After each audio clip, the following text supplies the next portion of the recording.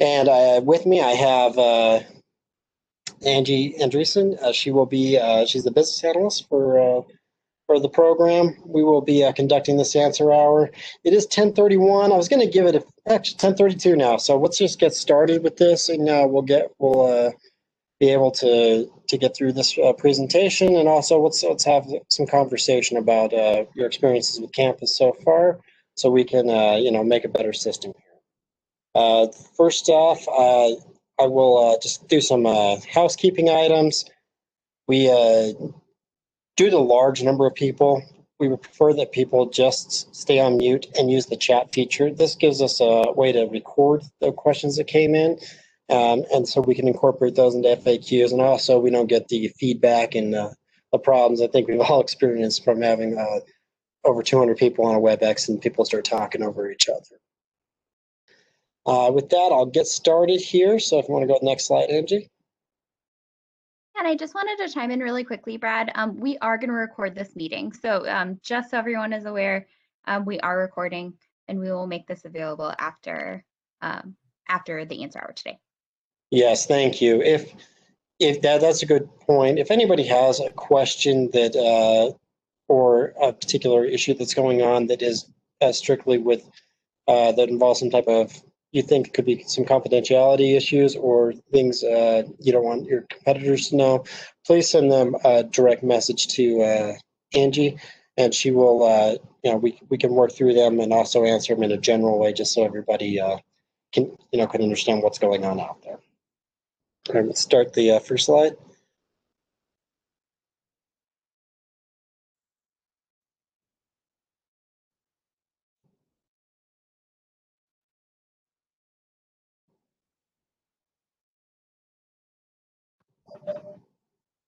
Angie, did you move the slide for me?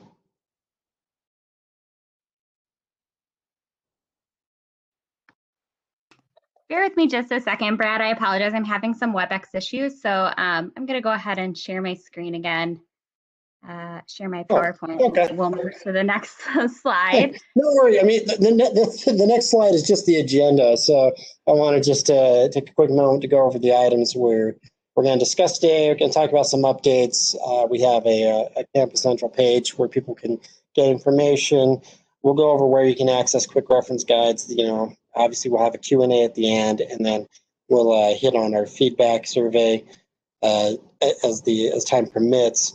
The thing I would like to say is this is meant for you to talk to us about questions you may have or things you're experiencing, but also us to gather that information to make the system better. So please don't be shy. Put things in the chat. My feelings don't get hurt too easy, so just go right ahead and put your questions in there, comments, and then we'll get to them. As we build a few in there throughout the presentation, we'll stop and we will answer those questions, but we definitely want to make sure that everybody has the information they need. So let's go next slide, Angie. Great. And just to confirm, you can see my screen now, correct? I can, yeah. Okay, great.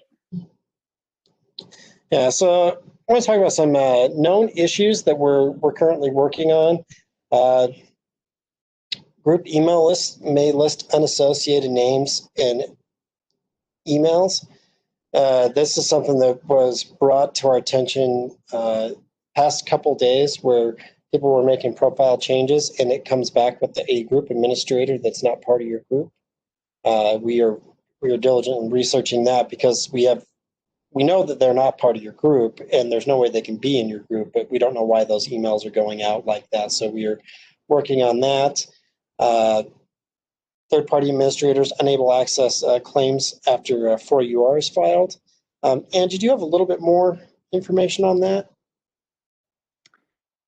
Yeah, so that is, I think, a pretty unique issue to a few people that are specifically experiencing that that we know of. So for the most part, a lot of you are likely not having issues with that. It is a little bit specific to those of you who are eForm users. And then we've had a few EDI folks who have pointed that out. So if you all are submitting your URs and you have gotten a confirmation that your transaction was accepted and you're still having issues accessing those claims, please send me an email. I'm going to go ahead and I'm going to put my email in the chat for you all. Please just send me an email directly. Let me know what company you work for and what you're seeing. It may be something where we reach out to you directly, but for the most part, this should not be an issue as long as you're in the correct groups. It sometimes is a group issue. So we can certainly tackle those kind of one-on-one if that's something that your company is experiencing. And then, the discontinuance web form issue we had where it wasn't populating all the data. So we have that workaround that we posted about how to do those discontinuous web forms until that is working properly. And that is something that we did do a release on, and we're currently testing this week. So we should have that fixed next week. We will put out an announcement when we have some people test it for us and get that done. And then help desk tickets, the response time has been a little slow. The help desk, when they first opened up, they were inundated by the number of tickets that they got, and because this is a new world we're in, where you have a new system, IT system. Some of it changes the way that work comp is handled, and then also you have the regulatory side where you have to know exactly the statutory provisions or why people are doing things. That's why our help desk is getting a little overwhelmed. They just don't have the work comp knowledge to really get into some of these, because some of it's technical and they can log that and they can go through that, but a lot of it is technical, but also layering on other things such as I need to file this form, why won't it let me file this form? And they just don't have that capacity right now and understanding of work comp to do that. So we have expanded our help desk team to include a number of subject matter experts. And so when you do log a ticket with them, it is going to those subject matter experts, and they are able to go through those and help you through that. There was a large backlog of tickets, so they're getting through them all. Once they get through those, we will have a much tighter turnaround. The department expects to have a tighter turnaround on tickets like this. So they're just working through those backlogs, and we will be able to get those tickets turned over faster. Next slide, Angie. So some of the issues that we resolved where we were having some problems, some users, and it was very intermittent, were getting a blank screen after login, and it wasn't allowing them to proceed, and so they couldn't move forward. And then we also had in that blank screen thing is there was some user experience things where if people were double clicking submit buttons, it was locking up. It was actually allowing whatever transaction you were doing to go through, but it looked like it didn't allow it to go through on your side. So people were redoing things, and especially with passwords and stuff. And so we know that was a confusing and very poor user experience. We wanted to make sure that was better. So that has been fixed. The missing documents on the details pages, we have the majority of all the documents that were in Informex converted in Campus, so you should be seeing them. If there is documents that you're missing, please let us know, because we're now at the point of trying to figure out in Informex what were they, because in Informex, when they were imaged, they were converted to a file type, and if the file type is corrupt, sometimes right now it's presenting in Campus that there's a document there, but really it's just a bad file type. There was a duplicate JCN issue for some new claims submitted right at go live, where we had some legacy data that was clashing with JCNs that we were issuing. So I know everybody who had that problem was notified. We gave new JCNs. We're still seeing the old JCNs getting submitted. So please revert. If you got an email saying use these new JCNs, please use those, because those are your new JCNs. We did have to manually create those so that we didn't have this issue. And going forward, this is not a problem. It was just a simple oversight of where we started the creation, and we ran up against the legacy data. So that has been corrected. The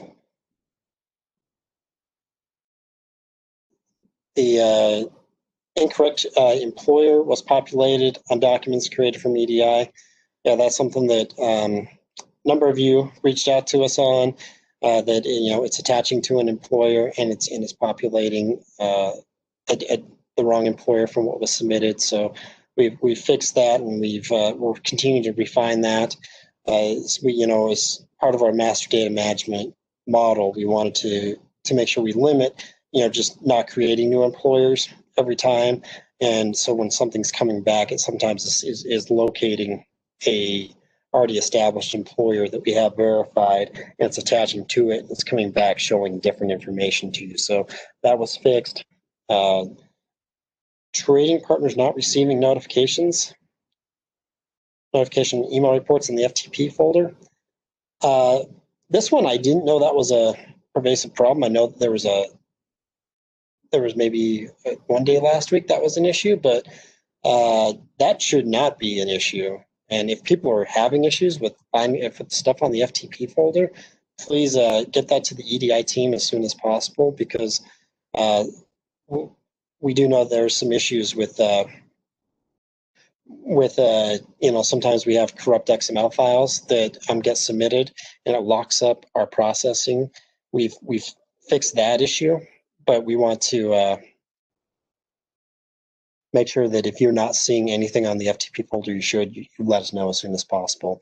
And then the eFROI and eSHROI, and that is our web filings. So people that are web filings, we had timeout sessions in there that was related to our security requirements, and those timeouts, because these forms are so large, was actually causing issues. And so we have expanded all the timeouts so that people can submit eFROI and eSHROI.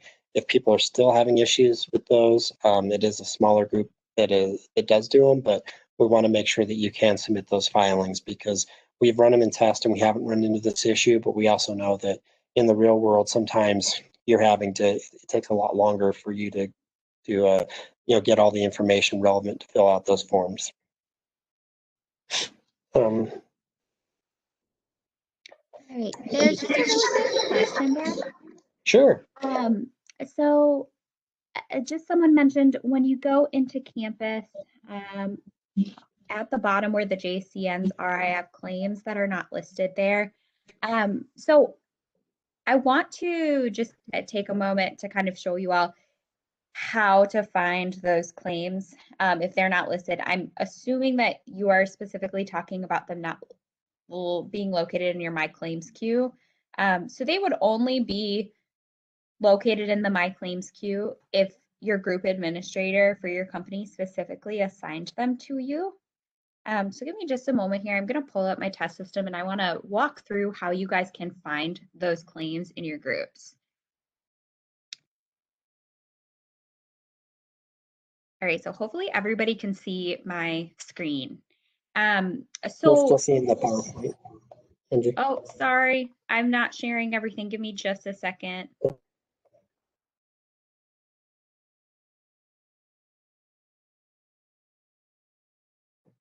All right, how about now? I can see your screen, Angie. Fantastic. Okay, so what I just want to show you all how to get to these claims. So if you are just a claim adjuster, if they're not listed in your My Claims, like I said, that's just because they weren't assigned to you specifically, but that does not necessarily mean that you can't see them. So if you click up to your name and you click the little arrow next to it and go to your My Groups, you should be part of at least one group. Some of you are likely going to have additional groups. It just kind of depends on the size of your company and how you're set up. But you can see here, I've got a few different groups, and I'm actually going to go into Up North Insurance.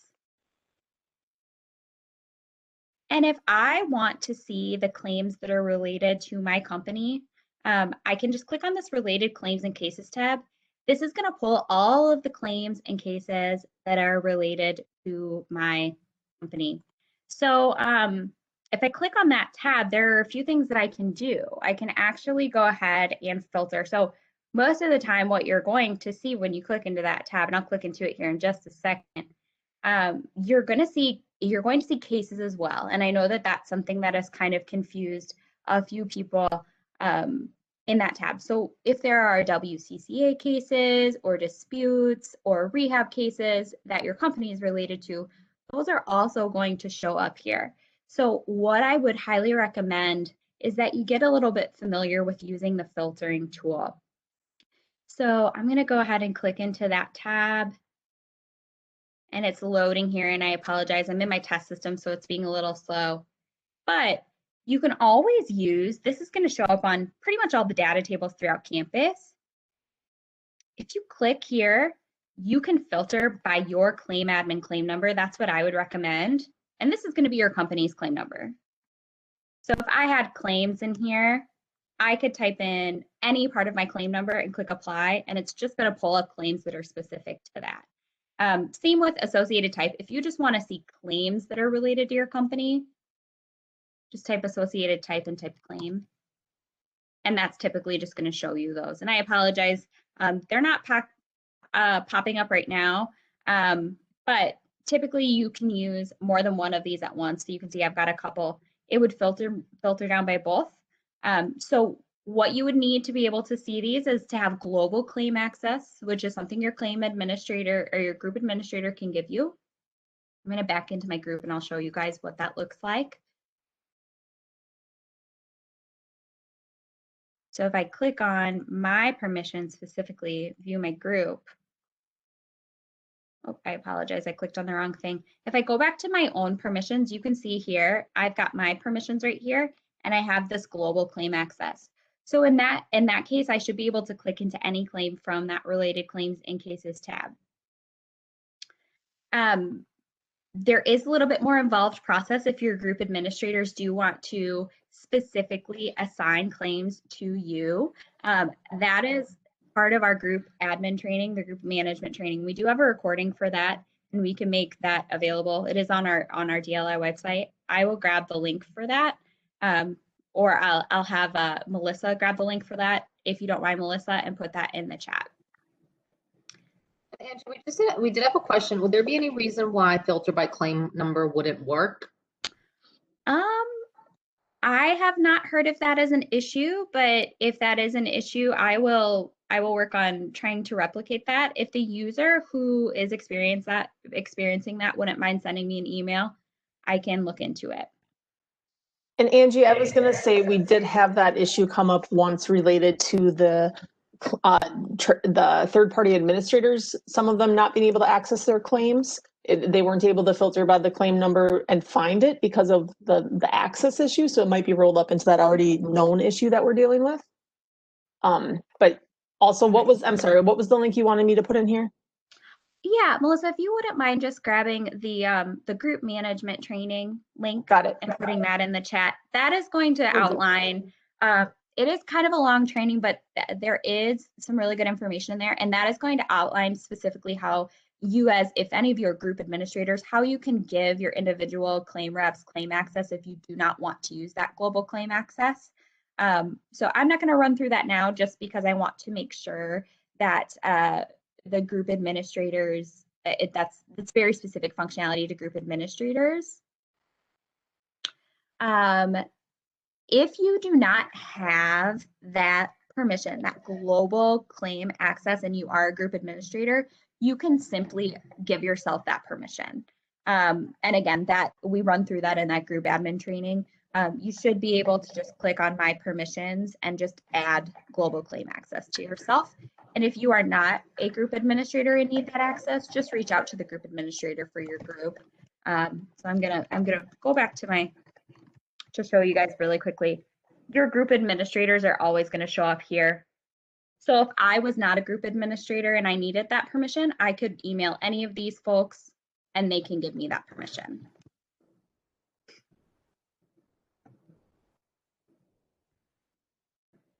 And thank you so much, Melissa, for putting those links in the chat. Awesome. So I don't see any other questions right now. So Brad, do we want to move to the next slide? Yeah, I will definitely move to that. I will say one thing. I want to go back one. If you send us a FROI, sorry, if you send us a file and you don't get one back, we have had corrupt files where we will not be sending acknowledgements back. Obviously, we can't adjust them to do that, and it's usually due to an XML formatting issue. We try to notify the trading partner when that's happening, but if you're sending stuff and you're not getting an acknowledgement, please note there's most likely a formatting issue with the XML.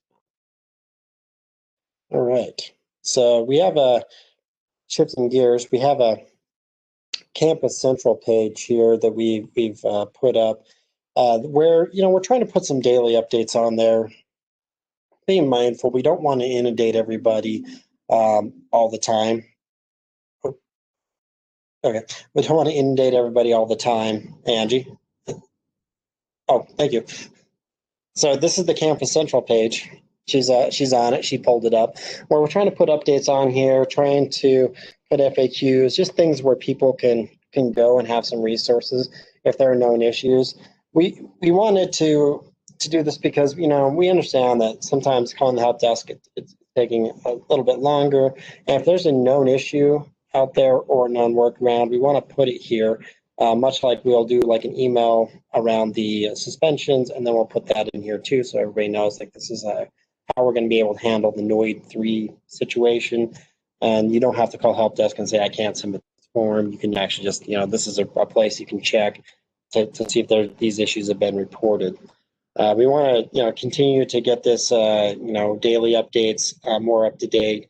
But it does have information for both insurance carriers, the insurance community, the legal community, and the rehab community are all on here. So we do try to keep it up to date and put things up there. Does anyone have any questions on that?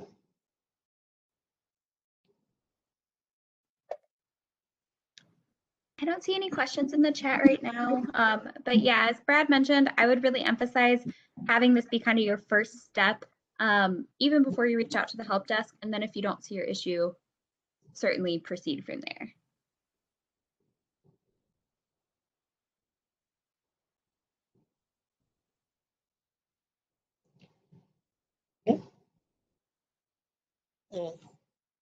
Now we wanted to talk a little bit about these quick reference guides.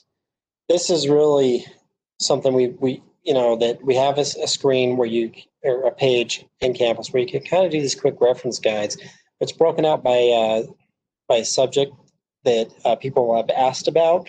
So it gives you step by step what to do, what's expected, how to file it. So that way it's in there. So if you're having a question, somebody's asking you for a dependency web form from the department, and you know that it's in there, but you don't remember exactly how to do it or what to do, there's a quick reference guide where you just click in there and it walks you through the process and really what the state's expecting when you fill out those forms. Same with the discontinuance form and things of that nature. As we have had 2 weeks of this now, we're starting to look at processes that are that we're finding are a little more challenging for people or are not as intuitive as we'd like. So we will be creating some more quick reference guides and putting them up there. If anybody has any suggestions of things that you're running into and you're like, it'd be really nice if there was a way just to go somewhere and look how to do it without watching a full training or something, please let us know, because we'd be glad to, put that in the hopper and get those materials created and put it up. Next one, Angie. So now we're at the questions section. This group's been relatively quiet. Normally this is a pretty loud group. So what's your questions? What's going on?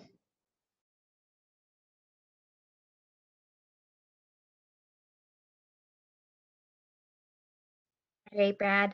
Are we able to file an NLPLD the same day as a FROI is filed, or how long of a turnaround is it for EDI to be in Campus where we can access it and complete filings? Yeah, that's a good question. So we do process files daily, depending on when your batch comes in. If you're using a vendor, They come in at different times, but usually the FROYs come in. We know some people send them in the morning and some people send them in the evening. When they come in, you get your acknowledgement back, and then you can send in your SHROY 04 once you have that JCN. So usually it's a day turnaround on those, but there are different contracts that people have with their vendors on how often they pick up and drop off. So that's something you want to talk to them. But we do process everything daily.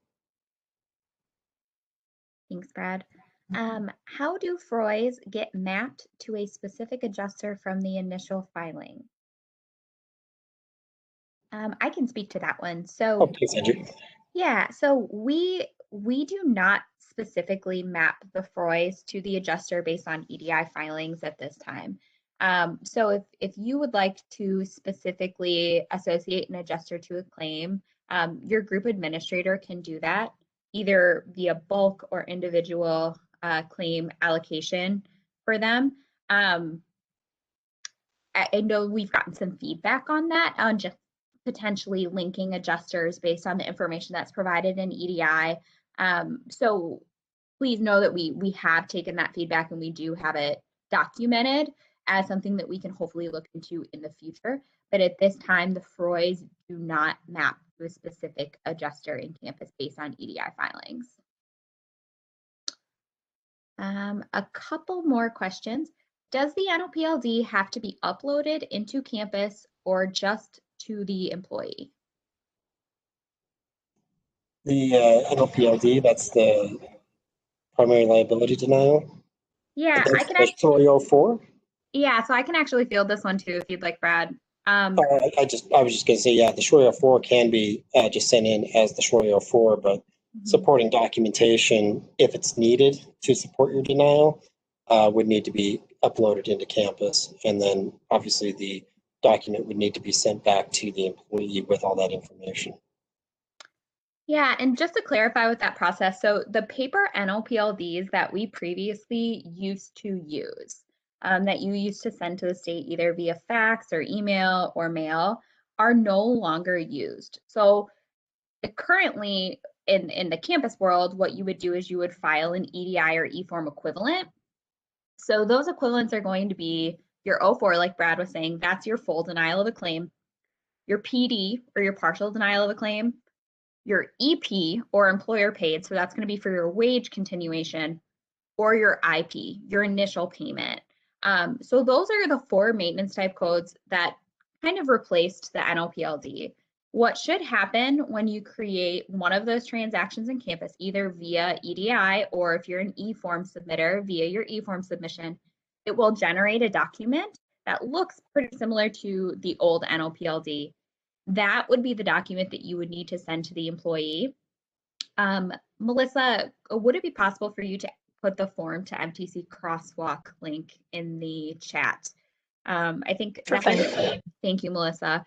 That is very helpful for those of you who are still kind of trying to get a grasp on what EDI transactions have replaced current forms or previous forms that we used. Another question. I uploaded a healthcare provider report and received successful confirmation, but did not receive a confirmation email. When I look at my documents within the claim, it is there. Can I assume that that is considered filed?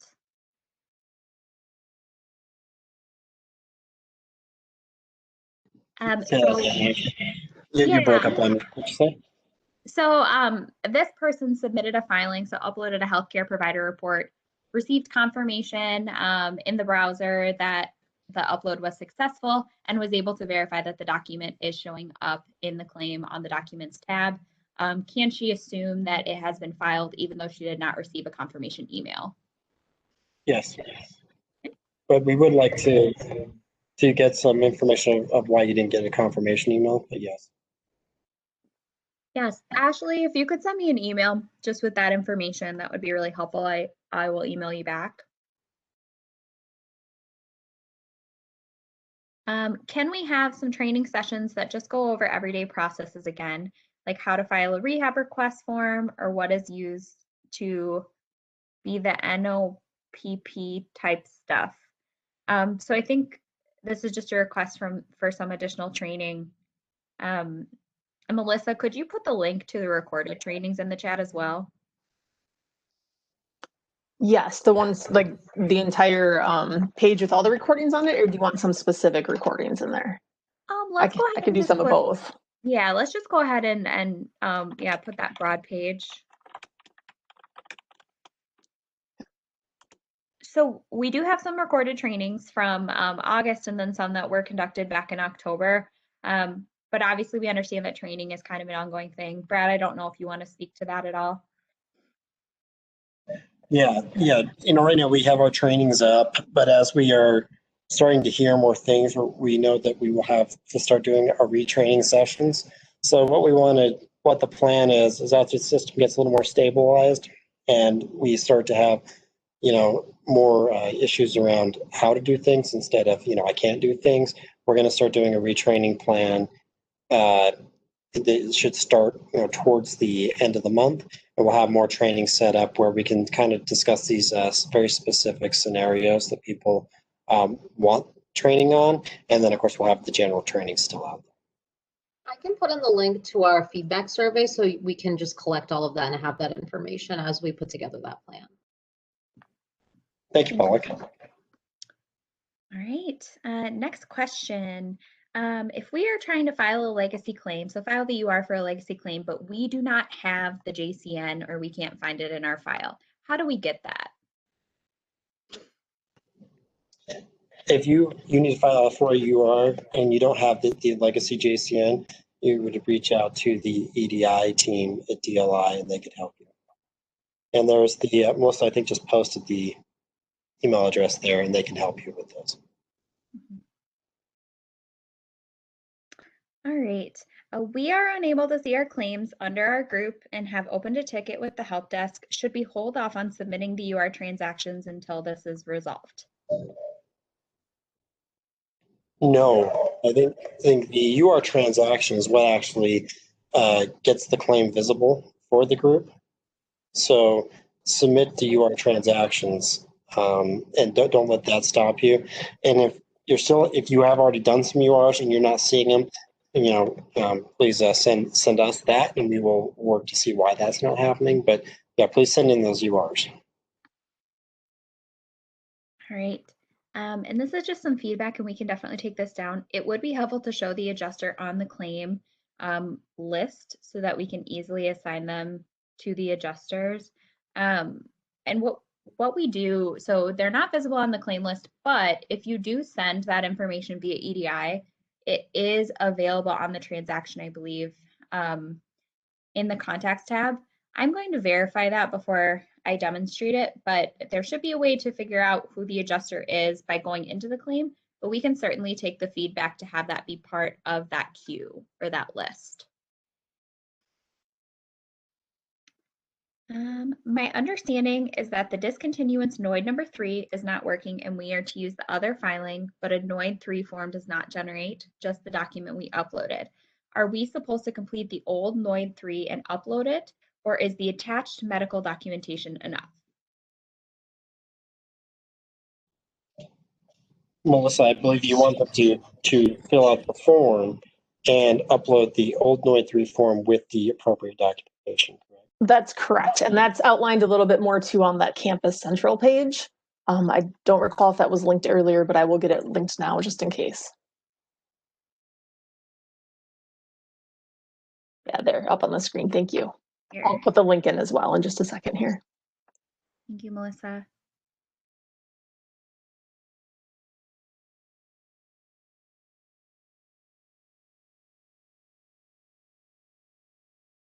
All right, a couple more questions. We are a TPA and our view is different from what was shown in the example. Does the screen view vary for insureds versus TPAs? We continue to have no related cases in claims, and we can only see them in the trading partner, not in our TPA group. If you can send me an email just with that specific information, that might be something that's specifically happening with your company, and I just want to look into that a little bit further. No, your view should be the same. So the view should be the same. If we file a FROI on a medical only claim in error, do we need to make any additional filings? So I can field that one, and Melissa, if you feel free to jump in at any point. So the only time that you would need to make additional filings is if you inadvertently reported to us that there is lost time without a return to work date within the 3-day waiting period. I believe that if you code your claim as a medical only claim, that the system will not allow you to have an initial date disability began. So the system should probably kind of stop you from that. If for some reason you did file it and you just want to make sure that we're aware, you can file what's called a PD, a partial denial, just letting us know in the narrative that there was no lost time beyond the waiting period, or that it was a medical only file. Melissa, do you have anything to add to that? Yeah, thanks, Angie. That was accurate for sure. The only thing I would add would be that if there was a request from the department, of course, there shouldn't need to be anything else filed. Like Angie is saying, we do have edits in place where the FROI to be accepted would have to show either if it shows medical only, then it wouldn't have any lost time accounted for on the claim, on the data you send in. So it should kind of catch those anyway. But if there was some data on it that was wrong, that made it appear like a lost time claim, we would of course follow up on that. Or if there was something else that we needed, we would request. So of course, if you get a request, please do respond. Thanks, Melissa.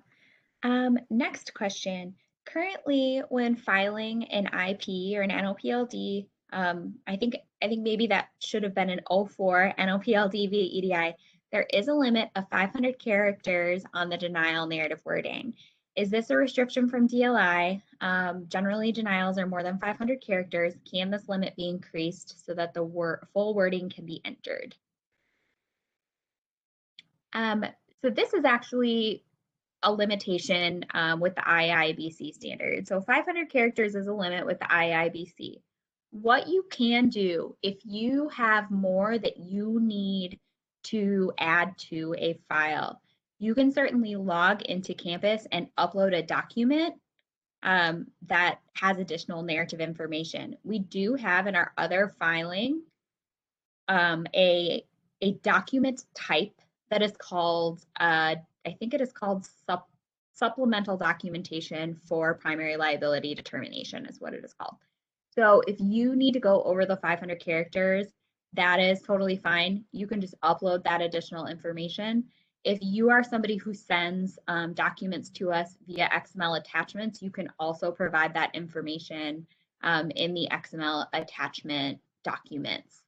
So either way works. It just depends on what your company has. But if you are running out of space, you can always upload additional documentation. And Angie, I'm just jotting down answers to the questions. What's the full name of the form, just so I capture it? Yeah, so I believe that if you go to other filings, it should be listed as I believe it is called supplemental documentation for primary liability determination. I'm going to work on getting into my test system really quickly so that I can show you all how you can find that and exactly what it looks like if you are doing that other filing. So just bear with me a second while I do that. Let's go ahead and, oh, then it looks like the next question was actually specifically related to that same thing. So I'll go ahead, let me just get into a claim on my test site, and I'll show you all exactly how to complete that process.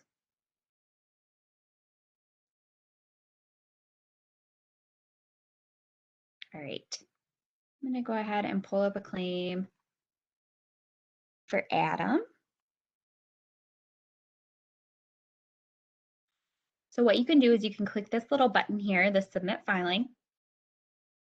It's going to ask you for your filing name. So for filing name, you're going to want to pick other filing. It's going to take you then to a screen where you can upload documents. So then when you click upload your filing, You're going to pick your document, you're going to drag and drop it here, or you're going to click here and open it up. And then for your document type, we'll scroll down, and it is called Supporting Documentation to Primary Liability Determination. So you're going to want to label it as that.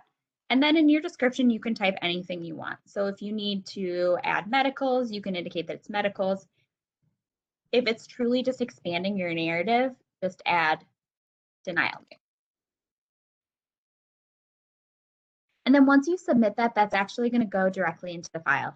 So I'll just go ahead. I'm going to just grab a random document and upload it here. I'm going to sign as myself. So that's another thing. If you're a support professional, just make sure you're signing as yourself rather than the adjuster. And click submit, and then I can show you all where that would live in my claim. So now I can click into the document. This is not going to look like a denial narrative because I just uploaded a random document, but you can see there's the document I just uploaded. And then if I go into Adam's claim and I go into my documents, this is just a nice way for you to confirm that it uploaded. You can see here that I've got this brand new document that's called Supporting Documentation to Primary Liability Determination. So that is what you'll want to do if you need to upload additional narrative to your NLPLD transaction, or you can also do the same for medicals that are related to a denial. All right. On IP and NLPLDs that are entered via EDI, the payment information is not showing on the form that is generated by campus. Is this going to be fixed? Bridget, we do already have that documented. So I believe that is something that is kind of moving through the pipeline. But thank you for bringing that up. We have an issue with our company setup for the e-form filing, as we only have access as a trading partner, but we do not show a group administrator for any of the insurer entities for which we manage claims.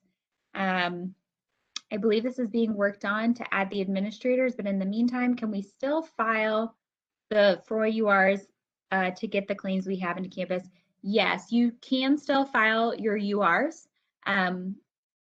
If you wouldn't mind just sending me an email so we can make sure that your groups are configured correctly, I can certainly look into that. If there is not a claim built into campus with the JCN, then that information hasn't been fed to DLI from the insurer. I looked on the dashboard under the My Queues and First Actions, and also the way you showed us, and don't see the claims that I am looking for. That may be due to how your groups are configured.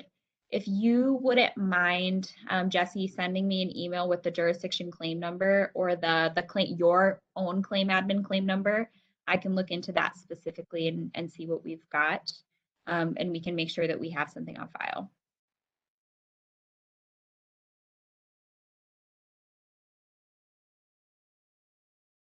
It would be great to have an actual adjuster who has been able to successfully navigate and file all forms go through a training session. So we can look through, or we can look into having somebody facilitate that. My background is as an adjuster, but I don't actively work as an adjuster right now. But that's a great suggestion. When filing an 04 denial, it is not filling the claim adjuster name and the date served at the bottom of the form. So the claim adjuster name, we do have that documented. The date served, it is intentionally left blank. That is just because we want you all to indicate for your own records the date that you are serving it on the employee. So that is by design. You do not necessarily need to put it on that particular form as long as you have some evidence that you did serve it and send it on the date that you indicate. Just save that evidence for your own file. There is no need to upload those back to campus. And you can that the only reason that we would ever ask for those is if there's some kind of reason that compliance needs those. So you don't have to worry about uploading those back into campus. Just hold on to those for your own documentation.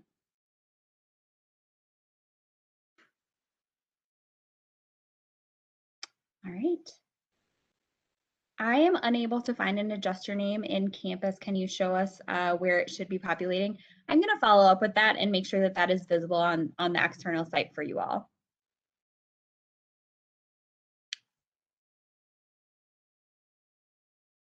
Regarding 04 NLPLD denials with a 500 character limit, we cannot use the form that is generated by campus. You can still send the form that is generated by campus. We would just ask that you, just like you do in the current or in the previous system, just make sure that you are also including the documentation that you're uploading to us. So whether that's additional narrative or medical records, you would just need to attach that and send that along with your NLPLD.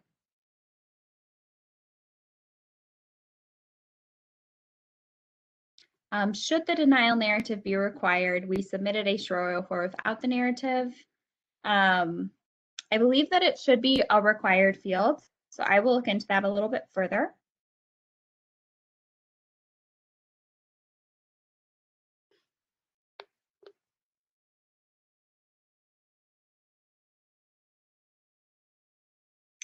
How do you want a copy of a form that was served on the employee on 10/30 but needs to be filed with you? Do you want the version we sent out uploaded, or do you want it sent via EDI? Melissa, I may need to defer that one to you for compliance. Yeah, if you're able to submit it via EDI, please go ahead and you can do that. But also if it was, because that was before the system go live, when you are now in campus and you're just kind of moving forward with the claim, we understand that that was filed prior to that, and you can certainly just upload it to the claim, and that'll be fine, because when you are now filing in campus, when you submitted your URs in that case, and then are off and running with sequencing and EDI filing, it's going to pick right up where the UR, kind of has that open door to let you pick up where you need to. So we would be able to go back in and see the uploaded form in campus. If that's what you need to do, that's absolutely fine.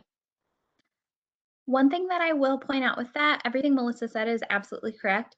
If it is something where you need to then submit additional filings, just make sure that you're completing the correct URs prior so that your sequencing is set. If you send us that form and then you just try to send like a suspension as your next thing without the URs, it will not allow it. So just make sure that you are filing the proper URs with that if you have additional reporting. And thank you for that answer, Melissa. I do not see anything, and my administrator says that they have given us global claim access. I don't have any claims listed under related claims and cases. Is this something on my company's end that maybe needs to be fixed? If you could send me, Michelle, an email just with your company information, I can take a look at that and see what we've got filed for you all for EDI transactions already.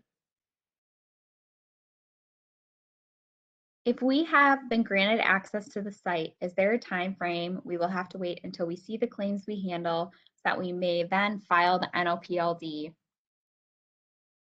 So you should be granted access to groups by your group administrator. You should be able to see the claims that are associated with your groups after the URs are filed or your 00s are filed if it is a new claim.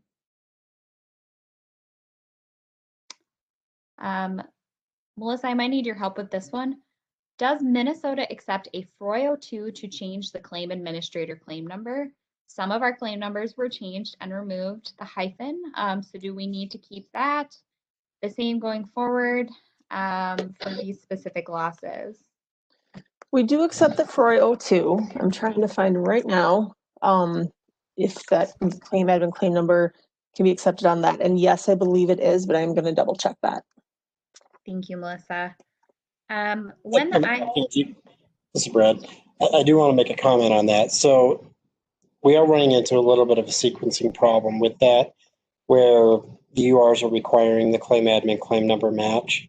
And if there is issues matching, it's rejecting the UR. And that was something that the business had decided on, and we're now currently reviewing that requirement because, yeah, you can't send in an O2 if you haven't sent in the UR. So there's no way to get that claim admin claim number changed right now. So if it's on the UR issue, that is something we're working on, but that would have to be something we're doing in a release. So there will be more to come on that, and we'll also put some information about that on the campus page. Yep. Thanks, Brad. Good clarification on that. For the other cases, if you send in like a new 00 in campus though, and want to update your claim admin claim number on the 402, you can do it that way. But yes, that was a good call out on the ongoing issue with the URs. Awesome. Thank you both. Next question. When an IP is generated, when the document is generated, that is what we would download and print for all the parties. No need to file the old NLPLD, correct? Yes, that is correct. No need to file the old NLPLD. Just go ahead and use the document that is generated from that IP transaction. Just a quick heads up, if everyone who's asking questions can just share it to everyone. If you're sharing it to Angie, I can't see it, and putting into our FAQ, so that would be very helpful. Great, thank you, Pollock. All right, what, if anything, will adjusters see in the new docs and notifications on the dashboard? I think that question has a very broad answer. So the notifications and the documents on the dashboard, for the most part, I think that is something that is a little bit more pertinent to the legal community. A lot of the time it's going to show like admin conferences that are scheduled or mediations that are scheduled. It typically is going to show, depending on the form you filled out, that something has been filed with the department. Let me see if I can get some examples of that. And then the documents, I will need to circle back on that one and see exactly what adjusters may expect to see in the new documents section of the dashboard.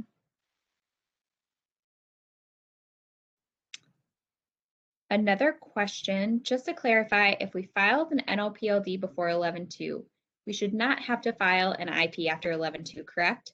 Just the FOIA and then a suspension when the employee returns to work, assuming that is what is correct, or what occurred.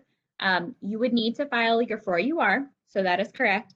You would then need to file your SHROI UR, unless you want to file that IP again for some reason. But we would need to have a FOIA UR and then a SHROI UR in that situation before you could file your suspension. If it is something where you filed your NLPLD and you didn't do it until the very last minute, so let's say you sent it in the mail and maybe we didn't get it until 11.2, it may just be easier for you to go ahead and file that IP with that information so that your sequencing is set. If it is something that we did already get that IP or the NLPLD equivalent in our system, you would just file the SHROI UR before you file your suspension information. It's a great question. All right.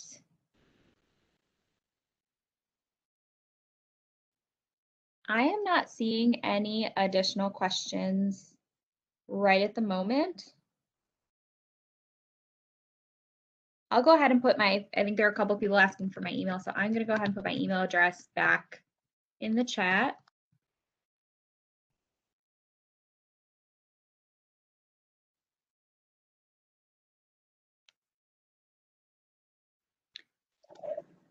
Brad, are there any other comments? Yeah, I'm just waiting for any other questions as they come in. Obviously, we scheduled a lot of time for this, and this has been good dialogue back and forth. And so I want to make sure we are still here for a few minutes to answer any questions. But I just want to say thank you to everybody for joining this call and for actively participating.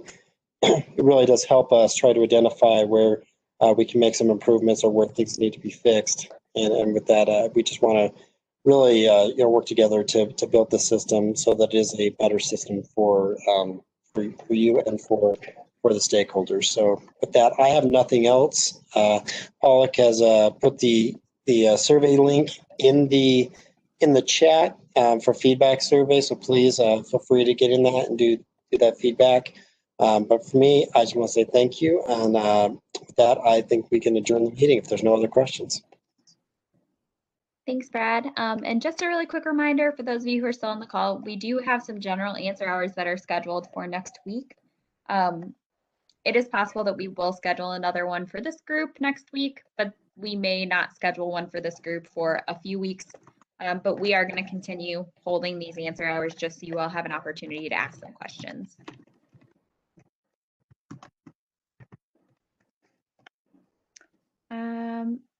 And Sherry, I'll reach out to you directly with that. I just want to see, I want to see exactly what you're seeing. So I'll send you an email for that question. All right. Thank you, everybody.